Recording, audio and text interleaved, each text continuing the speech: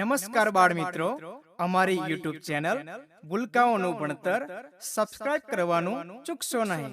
તો ચાલો બાળકો, આજે આપણે 61 થી 70 અંક વિશે શીખીએ.